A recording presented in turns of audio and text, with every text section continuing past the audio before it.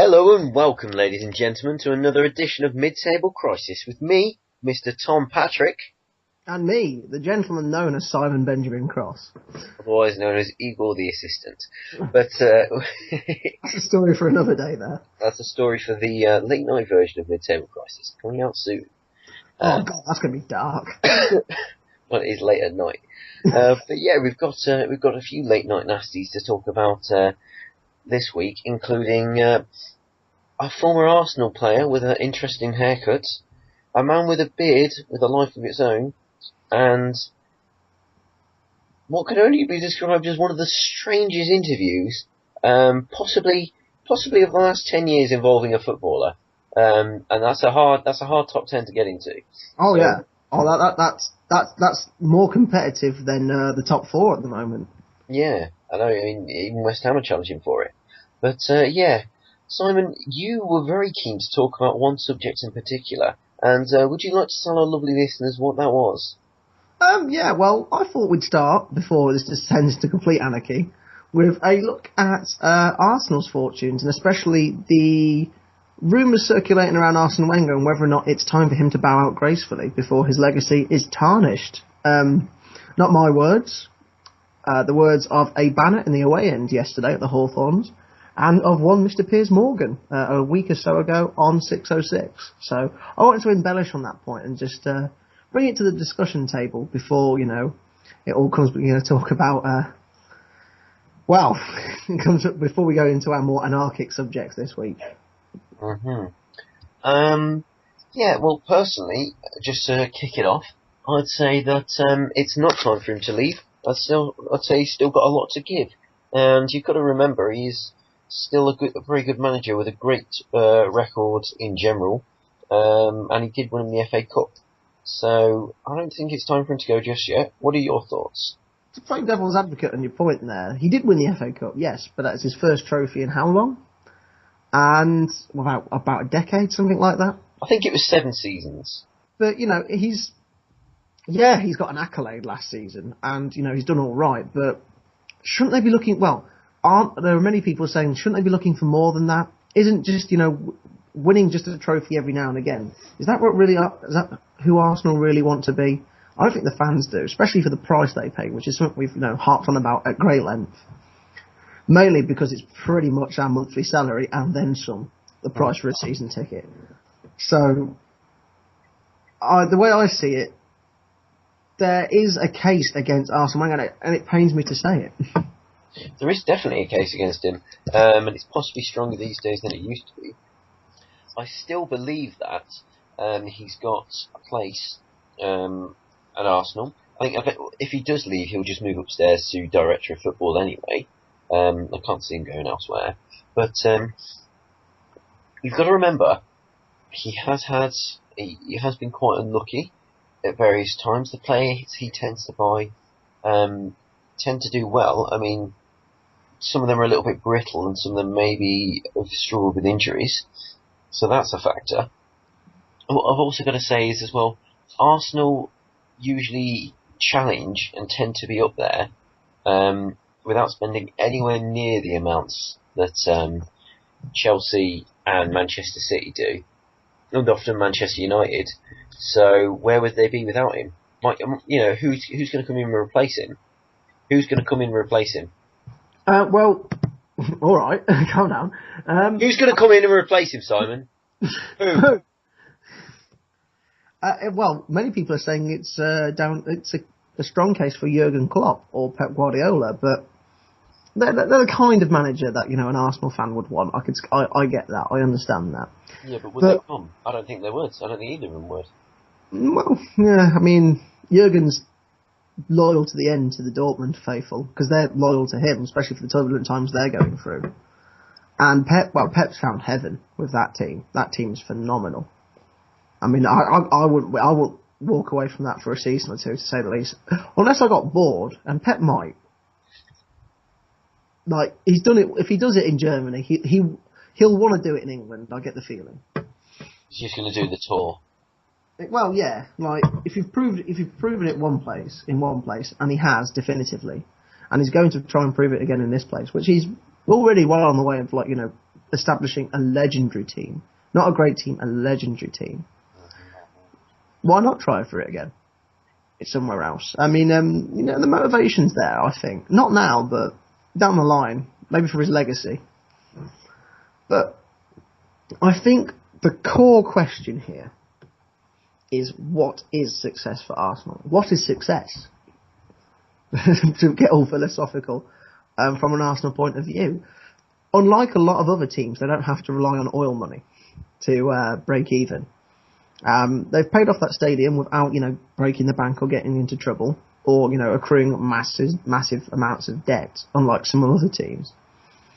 So, whilst they're not running away with the league or anything like that, unlike certain other teams in London, well, running away with the league, storming out the gates. Mm-hmm. But if one of them, if a member of their board dies tomorrow, touch wood, they don't. We're not going to do that sort of thing. It's not that kind of recording. Don't worry, lads. If one of their members of the board dies tomorrow, it's not the end of the world. The structure's in place. Like, economically, they're near enough bulletproof. You can't really say the same about a lot of other clubs in the Premier League. So, very much sounds like you're going to try and assassinate somebody. But I know what you mean. It's definitely a good thing that they are not as reliant on. Not as reliant on, as I say, the investment from not investment. Investment, but certain kinds of investment. If you see what I'm saying. Mm-hmm. Definitely. Yeah, but I just think when Arsenal does go, it's going to be, at least 50% of what it was for Manchester United when Ferguson left. It's going to be a huge upheaval, massive change of stars, whoever it is, absolute legend there, for a long time. An icon. And that's not... Ferguson had his lean... Well, Ferguson didn't have a lean period that lasted this long, but there were several times before he left when they were saying to him, look, it might be time. So, we've heard this before, and people have turned it round. Yeah, I think he's going to turn it round. I thought Pardew was dead and buried a month or two ago, but obviously not exactly the same situation, but still, people were saying he was already gone. It's a hell of a comparison, that, Pardew and Wenger, but alright. Well, I'm just saying, they're not nowhere near as loved, but they managed to drag themselves out of it, so there should definitely be... I just think a team like Arsenal should definitely be very fearful, because there's few managers that they can get in who are going to take them to anywhere where they want to be. Obviously, they want to be challenging for the league, they want to be in Europe, and they want to be, a big team again. But it's so difficult to be that these days with the amount of money they'll be throwing around. So I don't know, to be honest. I don't know if getting rid of him will be the way forward. He won't walk. In terms of give up, he'll retire. Yeah, definitely. He won't quit. He won't resign. He'll retire. It's retire or fired. I don't see him getting fired, in all honesty, because of how solid they are as an economic force. And I know it's I know it's annoying to say, and it's kind of not the point in terms of the boyish nature of football, but it is a business now, and you do have to look at that. You have to look at the spreadsheets just as much as you have to look at your team sheet. That's just how it is. And they're the one that's doing... Well, maybe, some people say maybe they're looking too far the other way. And perhaps that's true. I mean, they've started to remedy it by, opening the purse strings a little. And they might do again in another transfer window or two. But it's whether or not they've got the room to manoeuvre compared to the free-flowing taps of money coming out of certain other clubs in the Premier League, to say the least. Yeah, you can imagine the ones we're talking about. But to be honest, I'm not too sure. I do remember Paul Merson always used to say, if Arsene Wenger leaves, he can choose which club he goes to. saying that, if he left now, do you reckon he could get any job he wanted? Not that he would, but I mean, do you think he could walk into a job in Europe?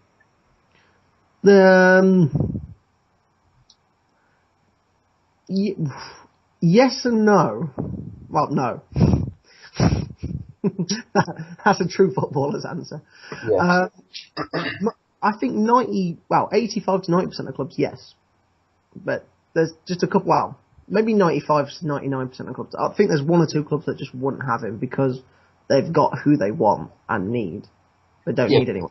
But if they didn't, say for example, Barcelona, Real Madrid, Bayern Munich, those kinds of clubs were managerless and they were looking around, do you think Wenger would be in the discussion or would he be irrelevant? I can see him at Real, mainly because he doesn't have to sign the players there.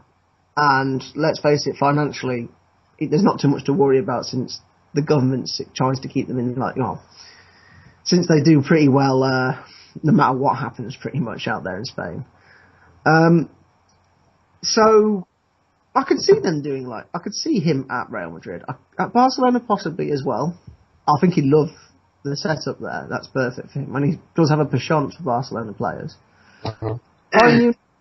Possibly, although they're a bit... I mean, they've got the glamour style, the FC Hollywood style thing, but I don't know if he'd fit into their setup as well. I just got a feeling he wouldn't be the right piece for the Bayern Munich puzzle. He could walk into the job, but I don't know whether he'd do well there. That's just my thought. I don't know if he could if he's the right kind for that particular setup. I don't know. Well, we might see. We probably won't though. So it'll be interesting to see when he does go. It'll be interesting to see how it pans out. In the season, are you willing to pin a prediction to the wall about where they'll finish?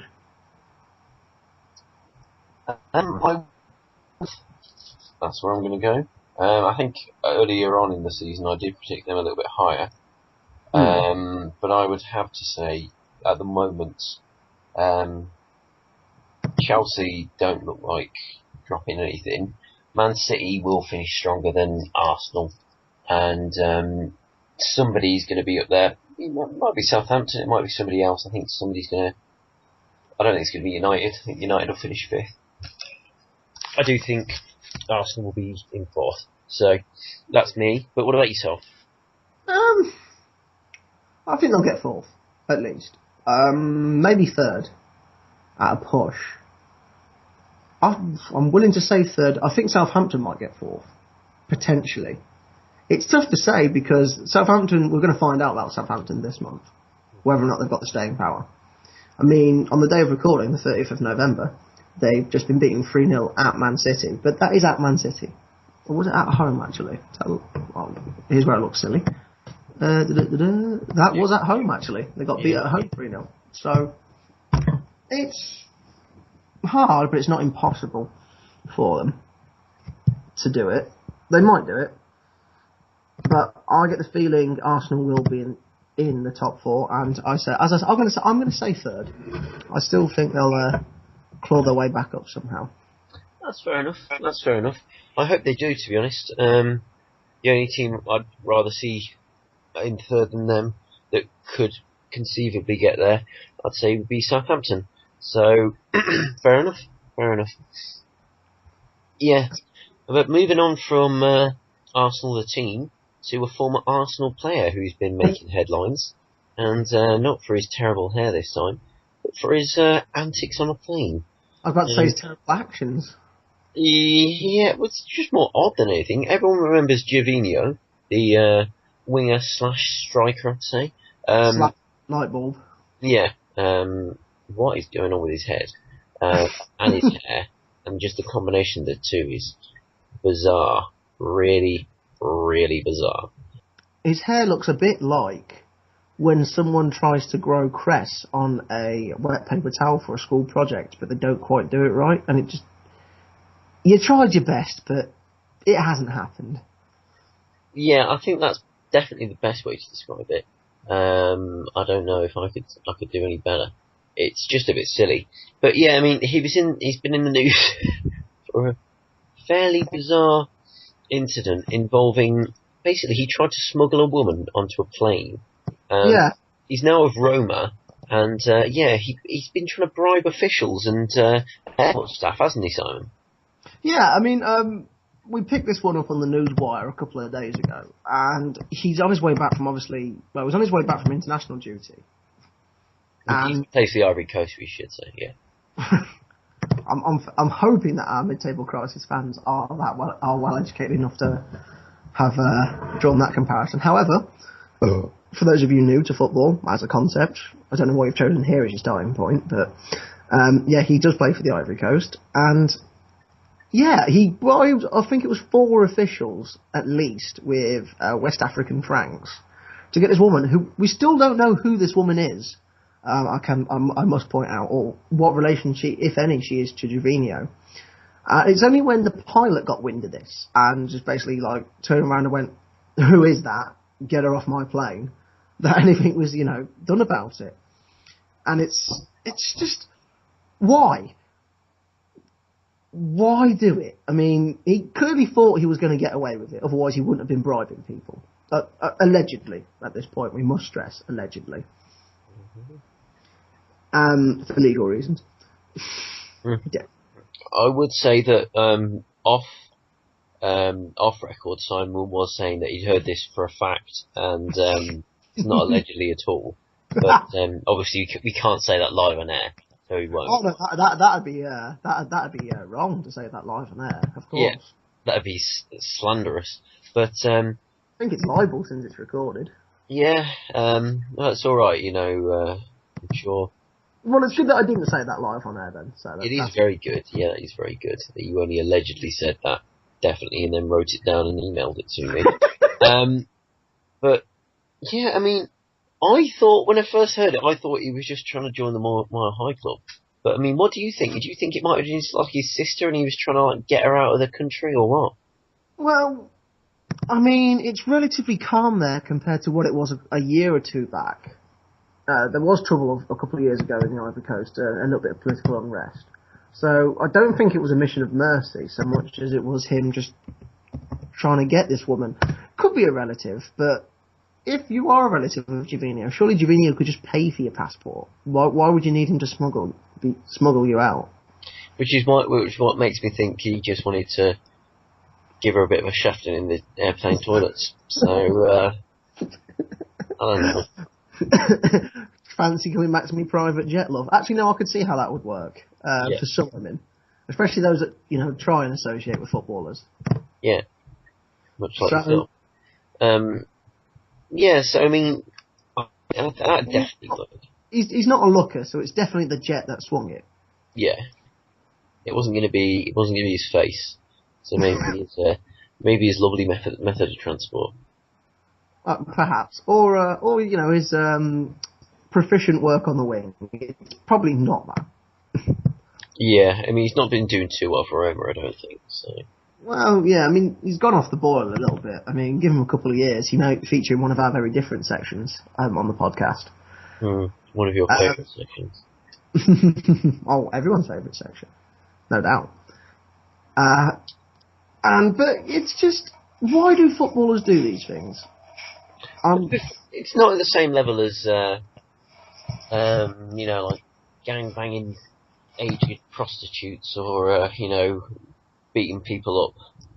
Like Coventry striker Gary Madine, who is the second jailbird in recent time we've signed up. So, yeah. You've got a great rehabilitation programme, though. Yeah. I mean, can we just talk a little bit about Coventry? Because obviously, go on. The point I was going to make is the only other case I can think where someone's been this stupid as a footballer to, in a situation where you break the law in a way that you pretty much know you're going to get caught, is Charles Nzogbia when he was playing for Wigan. And he just I don't know if he just moved to the country at the time. I think Wigan was his first English club. And, he was struggling to adapt to our culture, and he needed to pass his driving test. big moment in everyone's life, passing your driving test. But fair enough. And you get a little bit nervous about certain aspects of it.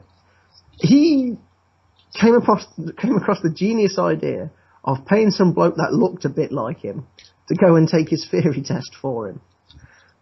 And I don't know at what part you think that's going to work. It's absolutely ridiculous. They kind of, your driver's license is one of the biggest forms of ID, used in the country. I think that's pretty much everyone's go-to form of ID when they're doing things. It fits neatly in the wallet, you've got to carry it around all the time. And yet, he just paid some bloke that looks a bit like him just to turn up and take his theory test. I mean, they're gonna know. Yeah, chuck him a football, see if he can control it. Although he's Charles Inzoglia, so not necessarily. Yeah, it is. That was odd. That was more stupid, I think. That was probably a stupider thing to do. I mean, Jovino's wasn't clever, but I think, yeah, it's more arrogant than stupid Jovino's, because he blatantly thought he could get away with it. Yeah. I mean, fair play to the pilot, by the way, who he did attempt, apparently, he did attempt to bribe, and the pilot was like, get her off my plane. Who is this? Sort of thing. So, fair play to the pilot, for being one rare individual that enforced the bloody rules. It's like a 1920s detective. I'm untouchable. Your mother, I can't be bought. Get out of my office. Like Eliot Ness in his highly fictionalised memoirs, I'm sure. But, I didn't realise Dick Tracy were flying the bloody plane. Well, I'll give you Tracy's dick. But moving on from she-male penis. From it might have been a female. Well, let's not go down that route. Moving on from former Wycombe Wanderers winger Kevin Tracy, I think we've got to talk about Coventry's revival. They've been, I say revival, we've just been beaten in 2 games basically. But for a long time, we've had a bit of a slump, and we've managed to drag ourselves out of it with a nifty little win away to Colchester, and then a draw against Walsall. So, I know we've only scored 1 goal in 2 games, but I mean, this is a team made up of quite a few loan players and youth teamers who've been promoted, from the under-18s. So it is good that we're getting a few more points on the board, and now more of our first teams are starting to come back from injury and suspension, and we basically weathered the storm. Now we can look at pushing on and moving up towards the right end of the table. Unfortunately for me, I'm not sure, after having a bit of a dodgy start, how well we will sort of kick on, because we could really do with going on a very good run if we want to be anywhere near the playoffs. It's one of those. You're 2 points off the drop zone, but you're 9 points off the playoffs. So yeah, 9 points is quite a bit though, because I mean you can't realistically expect to win 3 games in a row and then no one else to pick up any points. Yeah. We need to basically have a very good, very strong sort of Christmas-January period, because that's quite often where a team's season is lost and won, because there's so many games, especially sort of lower league level. The games come thick and fast. If you can get into the habit of winning, or at least not losing, then that can be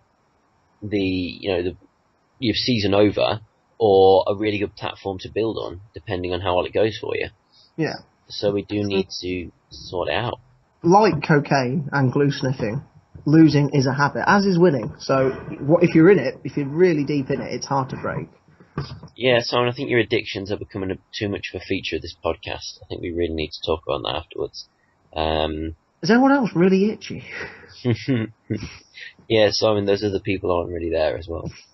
Yeah, so you may notice that Simon has a few different personalities today. That's basically because of some of the withdrawal symptoms are rather bizarre.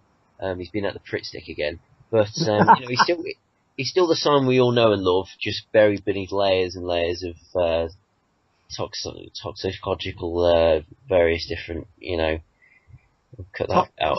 What word was that again, Tom? You're editing this one up, so you can play it back to yourself over and over again if you want. Simon needs help. Simon aid. Back to Coventry. For some reason, we've got Gary Madine on loan, who's a half-decent player, but likes to punch fans in the face. I think his record currently stands at 1 broken nose and 1 broken jaw out of two aggravated assaults. He came out of prison, went to Sheffield United, and he's at us getting a bit of fitness. He's been doing all right. Reddit okay when he's on the pitch and he's not slapping people about. But it was good to see after we got knocked out by I think it may have been Sutton United in the FA Cup. We basically it was someone low down, it was someone non-league.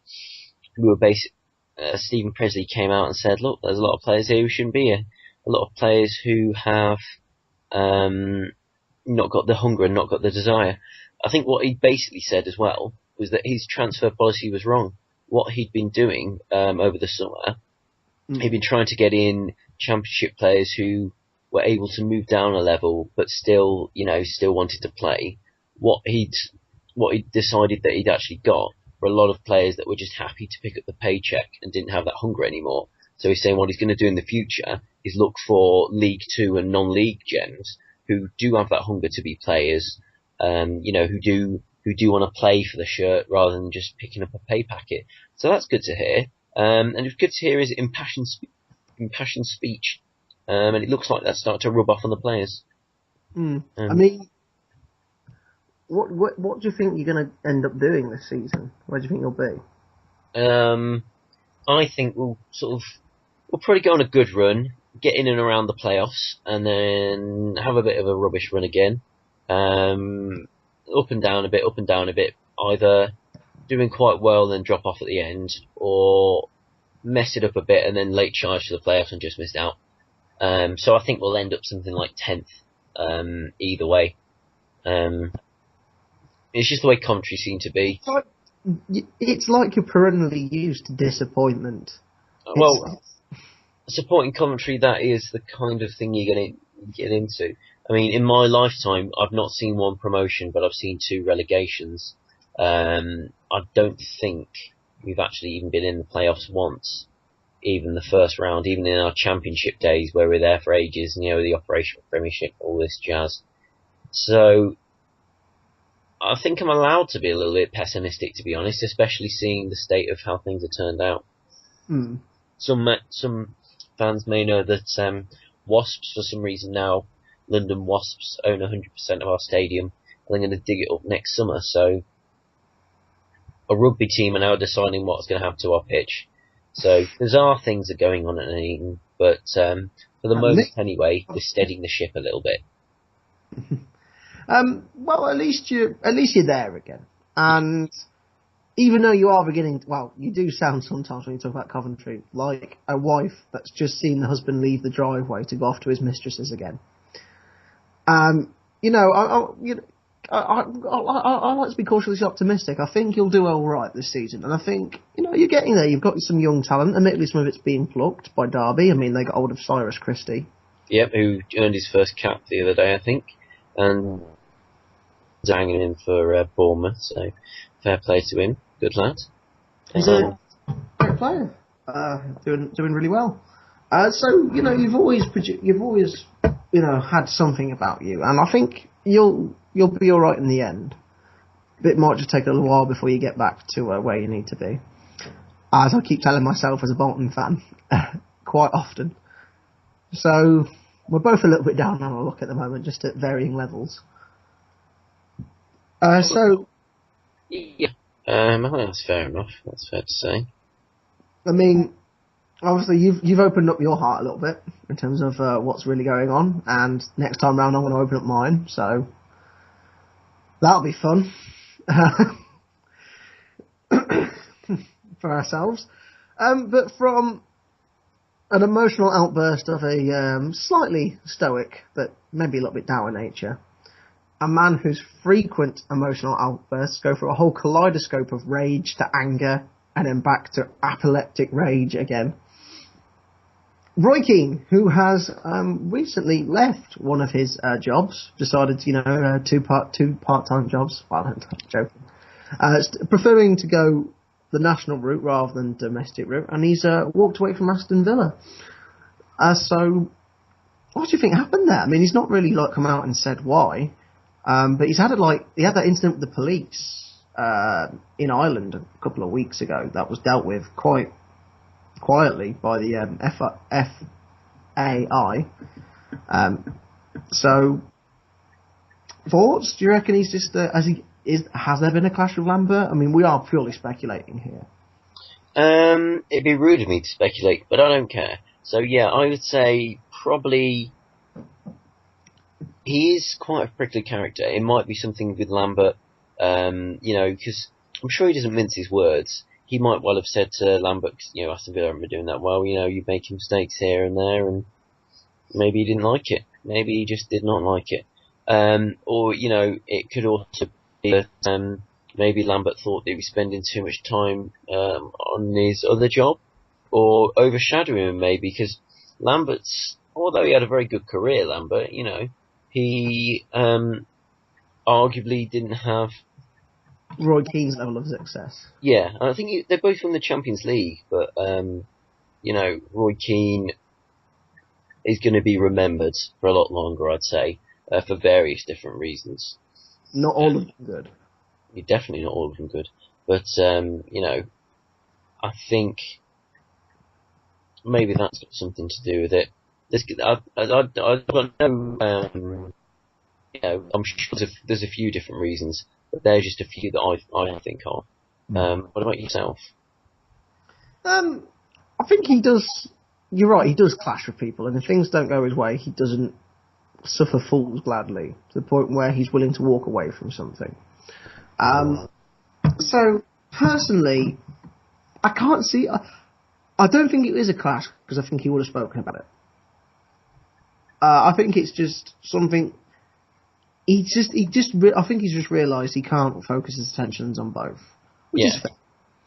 And he's just picked Ireland over Villa, which, as an Irishman, understandable. So I don't think it's anything too explosive. I mean, we'd have heard if it was something explosive. Roy's not one to bottle up his emotions. No, definitely. So as I say, and so I think he's just decided to sticking out with Martin O'Neill and see where he's getting. I mean, they're doing okay, Ireland, at the moment. They're playing really impressive styles. I mean, obviously didn't do so well against Scotland, but it's a new dawn. They've got to keep going, keep building. So it's an interesting project over there, and one I'd love. Well, if I was in Roy's shoes, I'd love to get my teeth into. So I can see why he picked those guys over Aston Villa. Not to say, well, you're a Coventry fan, so you might your bias might come down a little bit. Not to say that Villa aren't an interesting project, but I think I think there's very different things that need doing at both parties, so to speak. Yeah. Maybe you just felt it was unfair to split his time so much. Yeah. Like the wife and mistress scenario earlier.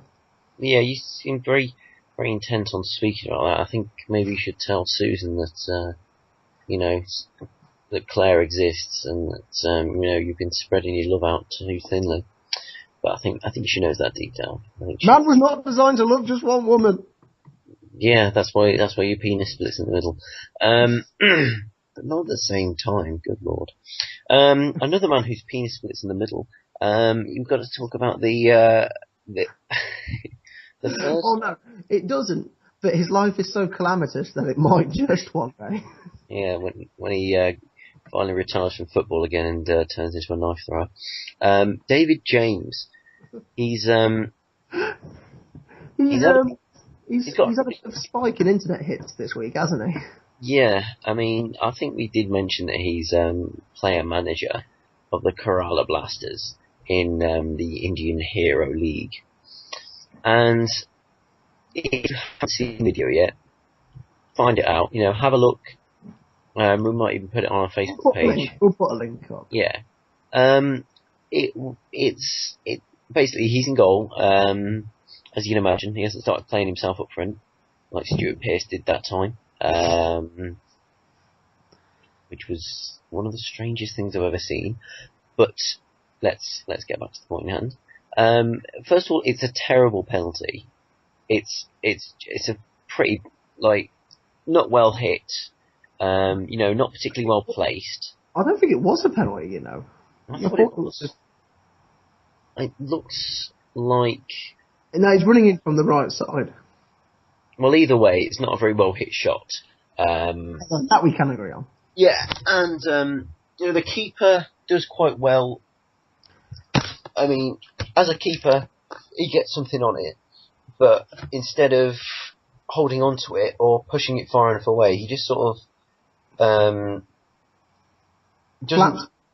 flaps a little bit, yeah, and he's not able to get to the rebound either, so it goes in. And then, in his anger, he kicks out at the post, misses completely, and gets tangled up in it, and he just makes himself look like an even bigger fool. Because now everyone's seen it, and everyone's seen him mess up the first bit, and then the second bit as well. So, it's gone from a bad situation to a very bad situation for him. It's not as well. It's one of his it's not one of his great moments, and there's been a fair few bad ones in his time. In terms of, it's hard when you're not the goalkeeper, player, manager, because how do you give yourself a dressing down for that? I mean, do you give yourself the hairdryer treatment? Do you stand in front of a mirror? Do you give yourself Chinese burns? What do you do? How do you discipline yourself? When's the last time you gave yourself a Chinese burn? No, I'm just brainstorming, mate. How does a player manager discipline himself when he's the one at fault? That's what I'm trying to say. I do not know.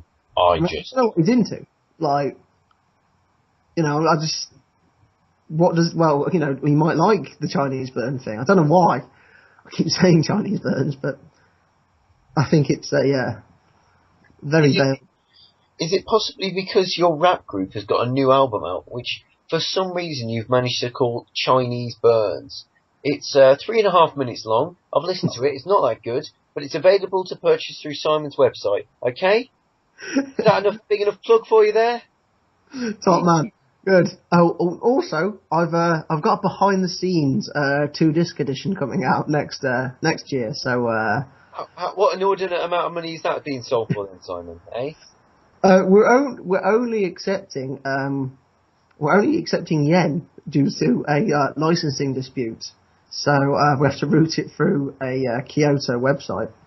So yeah, that's the thing about Simon. He's always thinking about the customer first. But I will be honest. Having seen Motherfuckers with Attitude live, it is an experience. So by all means, pick up the CD version if it's what you're into. The fact that I'm getting 10% of all sales has nothing to do with that.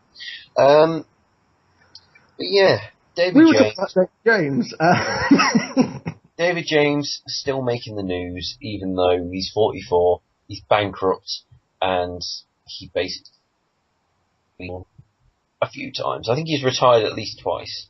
I like how the response to bankruptcy is moved to India. I mean, most people go to Spain if they want to touch a bailiffs. He's going to be able to live like a king over there as well, and I'm sure he's getting a decent wage for being manager as well. Oh, yeah. Again, do you reckon he gets 2 paychecks? I mean, unless they don't, but, it's... I don't think so. I really don't. I know what your next question is going to be, and I also don't think he wrote his own contract and gave himself a massive appearance bonus and signing on fee. But he'll probably be getting enough to sort of start paying off some of his debts. But either way, he's a silly biscuit, and he needs to sort his life out. Well, I don't know. He's living like a king. As you say, he's living like a king out there in India.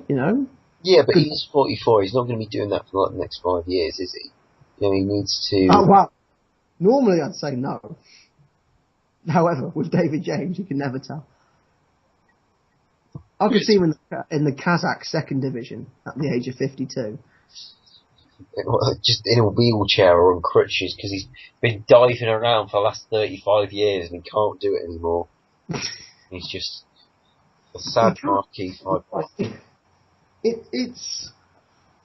It's beautiful in a way, but it's sort of beautiful in the way that seeing someone slip on a banana skin is beautiful. You're beautiful in a way, Simon, but not conventionally beautiful. To quote Christina Aguilera, your words can't bring me down. I just wanted to meter out some abuse. Slap you around a little bit today. But no, I understand where you're coming from. I see what you mean. But from one ignominious, update to a very interesting player to have as our forgotten footballer this week. It's been nearly a month and we realise that, but don't worry. Yeah, we do apologise. Some of us have been too busy recording albums and singles for some reason. But we've got an absolute pearly king cracker for you. It's the one and only Darren James Huckabee, who is, of course, a legend at Coventry City, a legend at Norwich City, and according to certain commentators, one of the best players ever, an international star of Norfolk United in the northeast of England. For those of you who don't quite know what Tom's referring to, the man, the hero, in many people's eyes, that is Darren Huckabee. Finished he also left for sunnier climes, like our previous mention of David James there. And he found himself, well, I say found himself, not Enlightenment style, but he ended his career at San Jose Earthquakes, where he did find himself on local TV, conducting what can only be described as a car crash of an interview. I mean, bless Darren. Darren plays along pretty well, but my God, is it awful. Safe to say, the rise of soccer had not soccer as it's known, of course, before you hurl abuse down the various social media at me. It hadn't grasped the US properly yet, and I think you can tell. Because whoever this guy's researcher was clearly not asked or paying attention. Or just was really, really high at the time. I mean, they're the only reasons I can think of, because it doesn't even make any sense what he's saying. You know, he manages to get the name of the team wrong and the location wrong, and he just seemed. Huckabee is, in my eyes, a very good player, or at least was on his day. In general, he maybe didn't make enough of his considerable talents, but what he should have done, compared to what he's actually done, he still scored some great goals. Very much, he's the classic player, a scorer of great goals rather than a great scorer of goals. You know, check out some of his goals on the internet. You know, the ones against Man United and Birmingham City were brilliant, absolutely brilliant. So definitely look those players you love to see on the score sheet, and I think in your fantasy team you'd pick him because you know, not necessarily because he's, you know, the guaranteed points getter, but when he gets you points, he gets you like a big bundle of points. Yeah, a bit of a confidence player, a bit of a form player, very effective. Maybe coming on in the second half as well. I do remember, say if we'd started with, say Dion Dublin and Noel Whelan, if he came on in the second half, his pace could just rip teams to pieces. But yeah, I mean, if people aren't really aware of him as a player, born in Nottingham, started off at Lincoln City, went to Newcastle but didn't really play very much, had a good loan spell at Millwall, but it was at Coventry where he really kicked on. And he had a goal ratio of about 1 in 3. But what we should mention is he wasn't really an out-and-out striker. He would be the perfect, you know, if in a front three, he'd be playing out wide. Your Like goal getter. Sort of like Welbeck used to for United. Yeah, I'd say that. That's fair enough. Not a central player. Quite often, putting the crosses in instead of being on the end of them. And then he moved on after he was at Coventry and formed a very prolific partnership with Young Dublin. He, moved on to Leeds United. Didn't do too well there, but I think Leeds by that point were in dire straits anyway, so nobody really knew what was going on. And I think he was also played. He was played out wide. He basically played as a midfielder, which was a bit difficult for him. But I mean, they had players like Viduka and Alan Smith, and even the great Michael Bridges for a short while. And then he moved on to Manchester City, which was richer pastures for him. Again, what? It was a strange one, that, because he moved, but he never really established. He did okay, but he never really established himself there. Leeds. At Man City, I'd say. Man City, his ratio wasn't far off 1 in 3. Don't think he was ever going to be. It's tough because he never endeared himself to the fans the way he did at Norwich and at Coventry. I think the thing was, he did well from when they got promoted, 26 goals in all competitions. But then once they were promoted, he was struggling because they had Anelka and John Macken was there as well, and he was getting playing time for some bizarre reason. You've got to let that go. John Macken, though, I mean, I've seen him play live for Warsaw, and he was fairly ineffective. Let's just say that. He's an odd kind of player, John Macken. Looked more like a pub landlord whose dreams have fallen apart in front of his eyes, rather than a apparently professional footballer. Who I think he even had one cap for the Republic of Ireland, despite the fact that he was Scottish. Hey, if it didn't stop Mark Lawrenson. Not much stops Mark Lawrenson. I've asked his wife.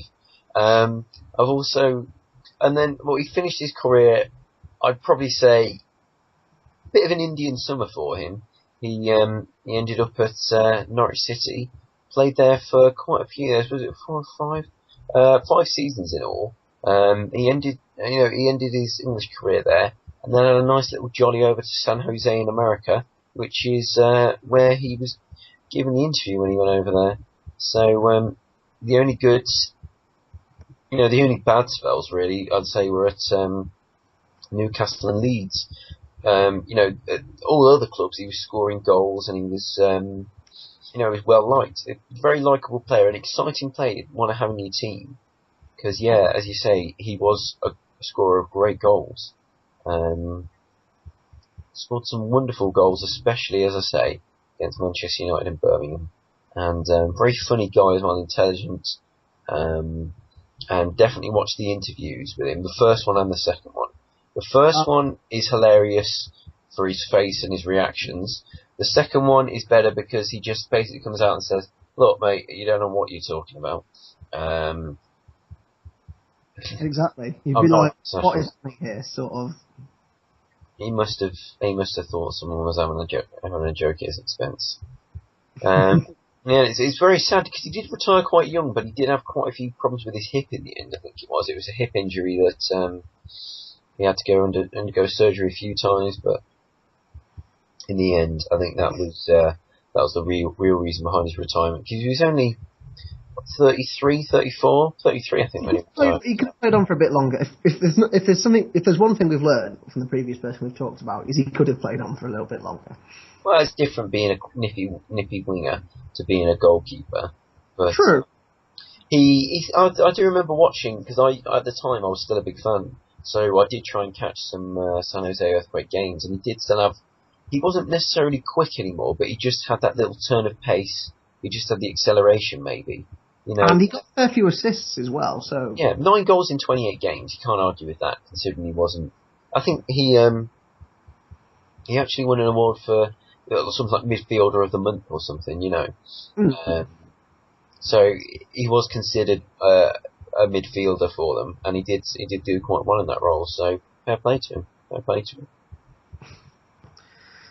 So it's on that note where we play tribute to a legend Well, Absolute legend. He is an international star. We've got to put up a link to that as well. I don't care what you say. there will be links to that. Oh, don't worry about that.